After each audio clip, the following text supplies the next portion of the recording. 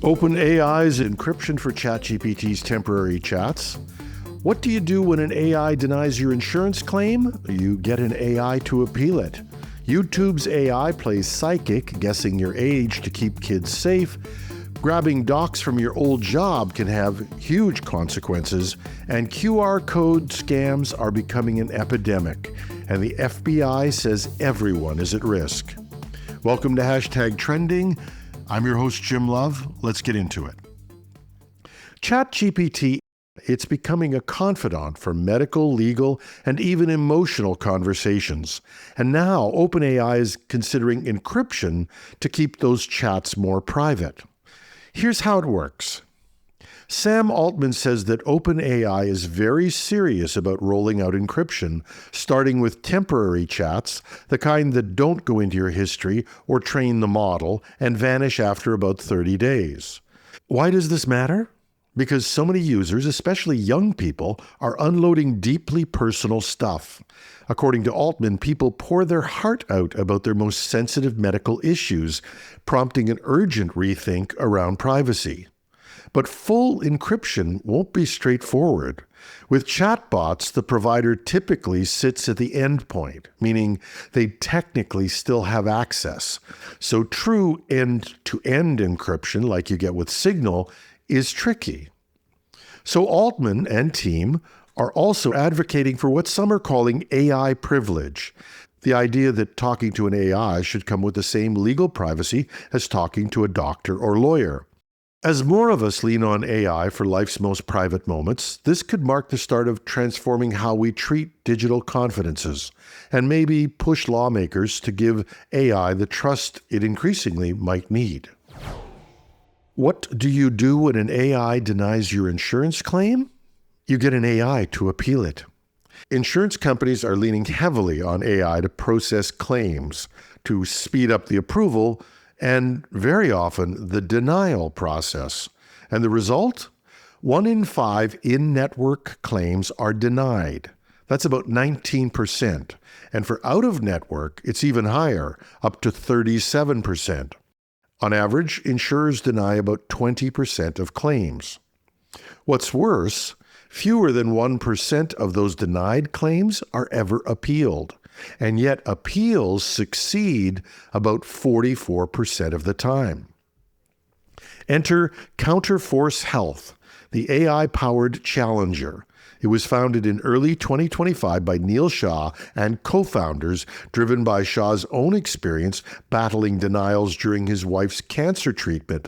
This Durham, North Carolina startup is literally using AI to turn the tables. Here's how it works. A patient or clinic uploads a denial letter, policy, and medical records. Counterforce's AI parses policy rules, billing codes, medical literature, and legal precedents to craft a highly personalized, evidence-based appeal letter, rapidly and accessibly. And the results? Reports show the platform is reversing claims with an estimated 70% success rate, well above industry averages. And it's already being deployed in rural North Carolina through mobile outreach efforts, giving underserved patients a real chance. Neil Shah puts it bluntly, AI is a new technology, and the health insurance companies a few years ago weaponized the technology against patients and families. There's not even a human glancing at the thing. It's just a straight-up AI denying coverage. It's a new development and a sort of AI arms race. And I wonder if the money saved on denying claims is lost with the expense of having to go through all those appeals. The fight over online age checks has hit a boiling point. No one disputes the need to protect kids, but the methods used are sparking outrage. A number of sites demanding ID or credit card details have already been hacked, spilling sensitive personal data onto the internet. And critics say many of these platforms simply do not have the technical skills to keep that information safe. So YouTube thinks it has an answer. Skip the ID upload and let AI guess your age. The system is rolling out in the U.S., analyzing signals like your search history, viewing habits, even the age of your Google account. If the AI decides you're under 18, YouTube flips a switch, personalized ads disappear, content filters kick in, screen time nudges appear, and certain features get locked. It's almost a twist on the old carnival psychic routine, except now it's running at an internet scale. YouTube argues that this is safer than the honor system of self-reported birthdays and less risky than demanding official documents. And regulators in Europe, Australia, and parts of the US are pushing platforms to show they're doing something. It is doing something. But critics say it's still surveillance by another name. Privacy advocates warn that the AI model requires extensive data collection, and YouTube hasn't been clear about how accurate it is or how long the data is stored. Users have flooded forums and petitions with complaints, calling it overreach and questioning what happens when the AI gets it wrong. If you're mistakenly flagged as a minor, the way to prove your adulthood is by sending in even more personal information, like a government ID, a credit card, or a selfie.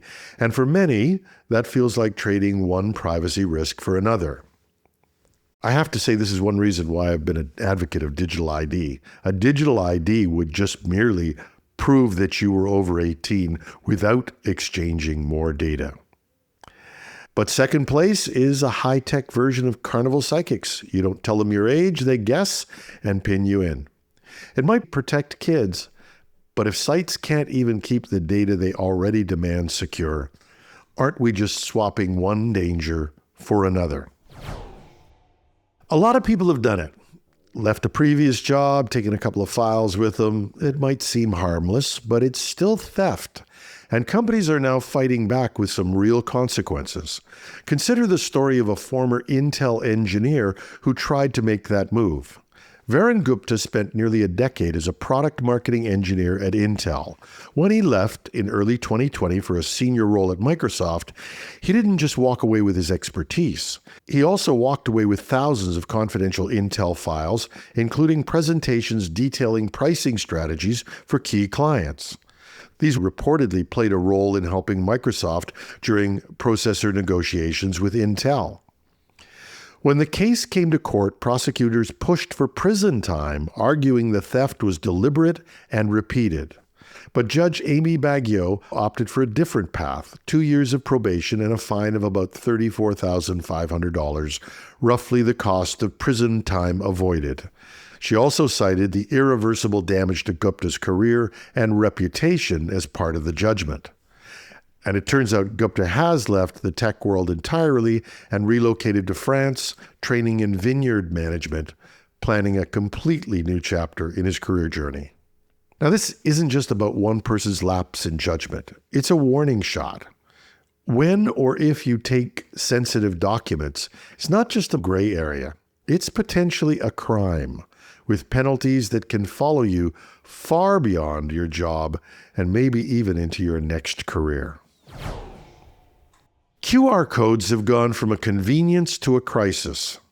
What started as a quick way to pay for parking, check a menu, or find a website has now become the backbone of an epidemic of cyber attacks, and the FBI says we all need to pay attention. Here's how one of the scams works. Criminals are mailing out unsolicited packages with QR codes inside. You scan one, and instead of a friendly discount or delivery confirmation, you're sent straight to a phishing site that can harvest your credit card, banking, or crypto credentials, or push malware to your phone. The FBI has warned that this scam is spreading quickly across the U.S. and could be at your doorstep next. What makes this effective isn't curiosity. It's trust. We've gotten used to pulling out our phones and scanning codes without thinking twice because they become so tightly woven into daily life. That ease and convenience is exactly what criminals are exploiting. And the scale is staggering. Security researchers say that more than 26 million people have already been hit by so-called quishing attacks, and QR codes now account for more than a quarter of all malicious links circulating online. And this isn't just a corporate security problem. Whether you're in a corporate office or at a home office or on the couch, if you scan the wrong code, the damage can be severe.